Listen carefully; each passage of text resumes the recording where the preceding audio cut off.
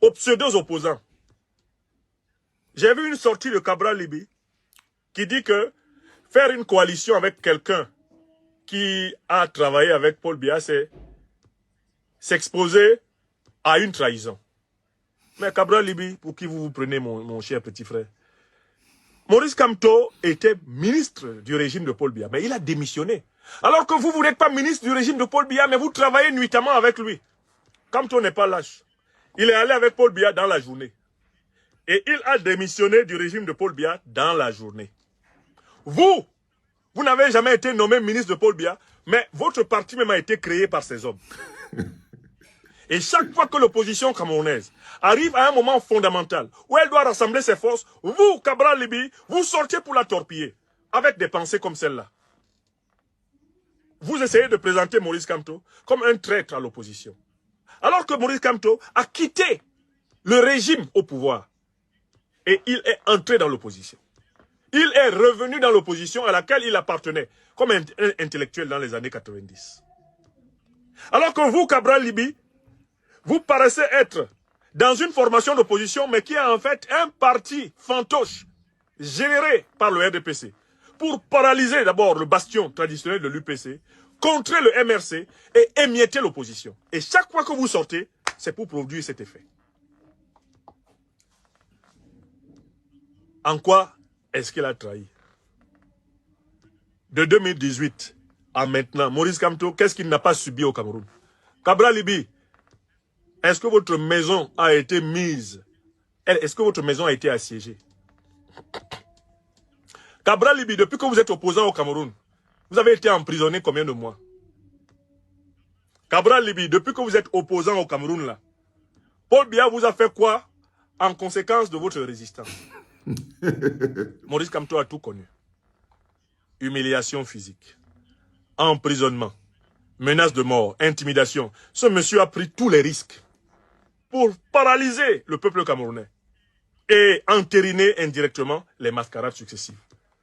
Donc autant je peux critiquer l'illusion d'obtenir un changement au Cameroun à travers une victoire électorale dans les conditions de l'Ekam Biya, autant je rejette entièrement le discours séditieux des véritables traîtres de l'opposition camerounaise qui ne sont très forts que pour tirer sur le président Kamto. Alors que l'adversaire de ce peuple, c'est le régime RDPC, UNC, qui depuis la colonisation française ne nous a pas laissé respirer dans ce pays. Donc voilà ce que je veux dire. Est-ce que cette opposition incarnée par les Cabral, elle envisage un autre moyen que les pseudo-élections pour le pouvoir? Eux, ils veulent avoir leur petit mandat de député, ils veulent avoir leur petit groupusculon de députés à l'Assemblée nationale avec leurs émoluments et puis la vie continue. Ils savent très bien que Biya ne les laissera jamais, dans les conditions de l'ECAM, devenir un parti national. Il a isolé le PCRN dans 2 ou 3 petites localités du pays, histoire d'en faire un parti ethnique.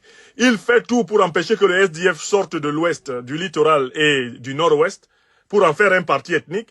Il fait tout pour enfermer de la même façon le MRC. Il faut absolument identifier le MRC à l'ouest pour que le MRC ne soit pas un parti national. C'est ce qu'ils avaient fait, en portée grandeur nature, sur le grand parti de l'indépendance camerounaise, l'UPC. Ils l'ont émietté pour en faire un parti de Bassa, un parti de Bami, un parti de ceci. Le tout pourquoi? Pour imposer à la tête du pays une oligarchie d'ennemis de la nation camerounaise. Voilà la vérité. Donc autant c'est vrai que les élections de l'ECAM ne vont pas apporter une alternance au Cameroun, tout le monde le sait. Mes frères et sœurs du MRC le savent. Autant c'est vrai que ce n'est pas les pseudo-opposants, spécialistes des tirs croisés contre leurs camarades, comme Cabral Libi, qui vont apporter un changement au Cameroun. D'accord? La vérité, c'est que si nous aimons le Cameroun, nous devons rassembler le plus large front de forces sociales, politiques, civiles, de forces vives possibles, pour mettre fin au régime issu du colonialisme et du néocolonialisme français. Écrivez ça. Bonjour les enfants, c'est papa. Mon mur est un asile psychiatrique à ciel ouvert et ma salle d'attente est toujours bondée. Bienvenue dans le bloc les enfants.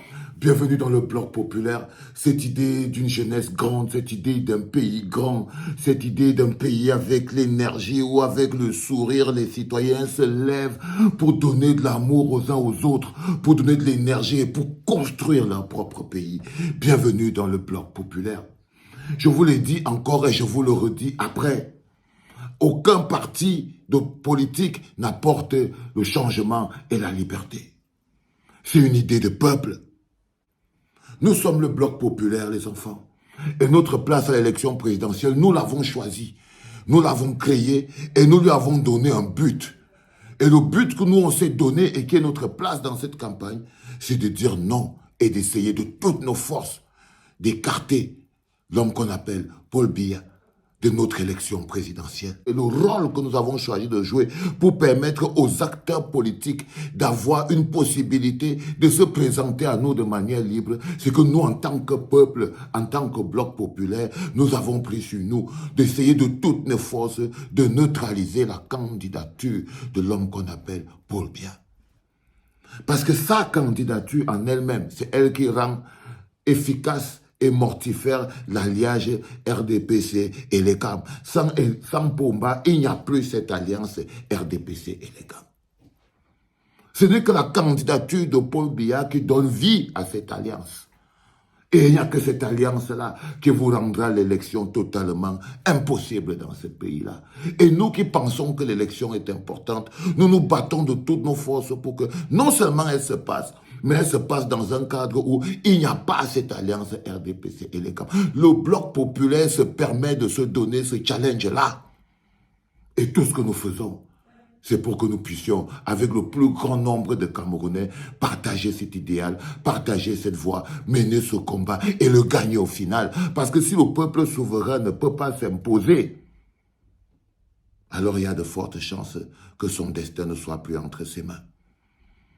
Nous devons mener ce challenge en tant que bloc populaire.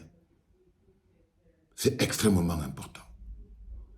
Aux politiques de faire leur travail et à nous de faire le nôtre en tant que peuple.